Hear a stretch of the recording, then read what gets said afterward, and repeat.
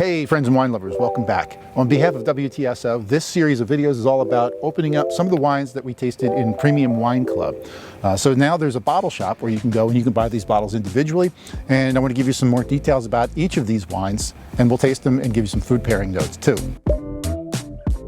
For this particular video, we are going high up in elevation to the Andes Mountains in Argentina, the region of Mendoza. Argentina is, I think, number 5 in world production, so they make a lot of wine, and most of it comes from this one region called Mendoza. For those of you who are familiar with Mendoza, probably more for their red wines, for Malbec. Is it mostly Malbec that's coming from Argentina? It's now where most of the Malbec comes from. It's originally from France, but they make other wines here too, like Chardonnay. Mendoza, interestingly, is mostly desert. It's hot and dry. And the way that the winemakers kind of get away with making really high quality wines like this one here is by going up in elevation.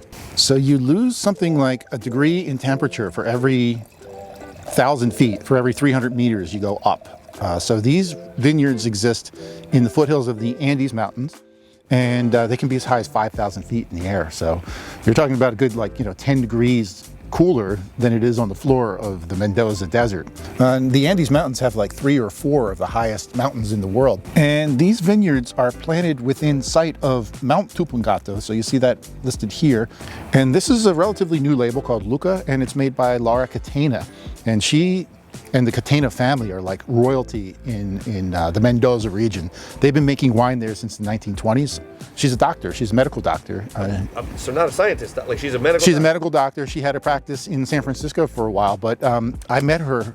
We did a tasting last year, and she was on, and she's super nice, super knowledgeable, but she stopped doctoring, and she's back in wine full time. So she's back in Argentina, and Luca is her brand that she created, and she's really super passionate about soil.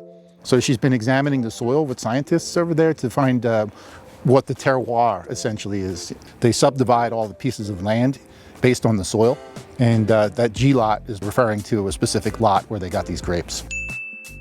So you can see that's got a nice golden color to it, and part of that is because it's aged for 12 months in oak, so I expect this to be pretty oaky. But on top of that, it's a 2020, so it's got 4 years on it too. So this is showing a little sign of age there.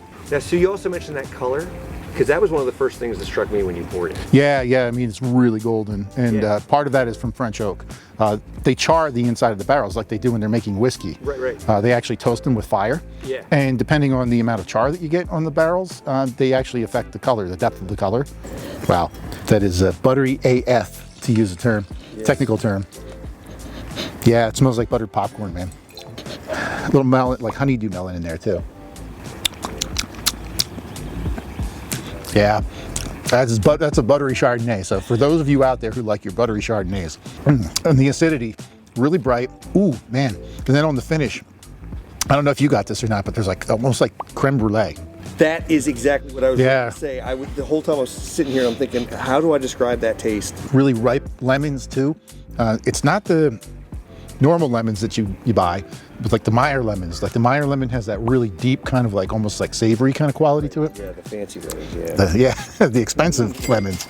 There's a little bit of like, it's not a saltiness, but it gives the impression of kind of like being close to the beach, that kind of like salty air smell. Right, well, even when we mentioned about like the vanilla taste, right? Like when you get, sweet and salty together, that kind of... Like a salted butterscotch. Yes, exactly, like a Werther's. Like a Werther's original.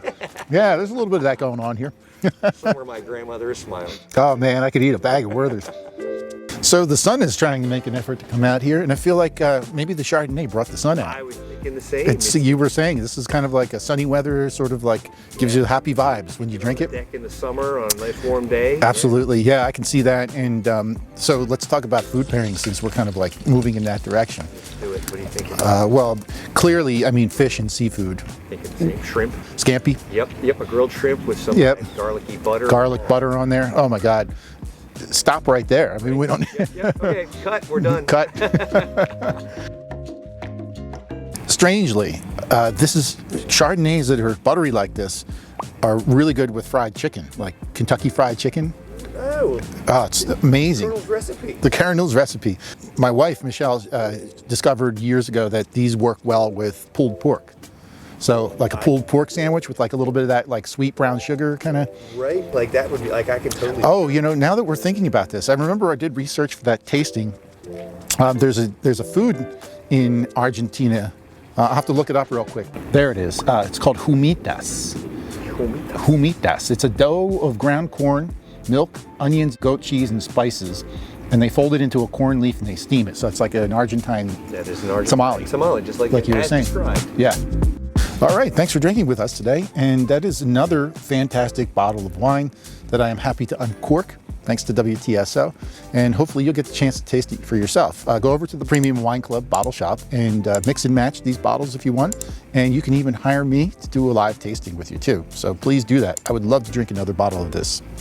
And for more in-depth tasting videos like this, be sure to join us over on the YouTube channel. Make sure you subscribe, and that way you'll get a notification every time we release a new video. Cheers, everybody.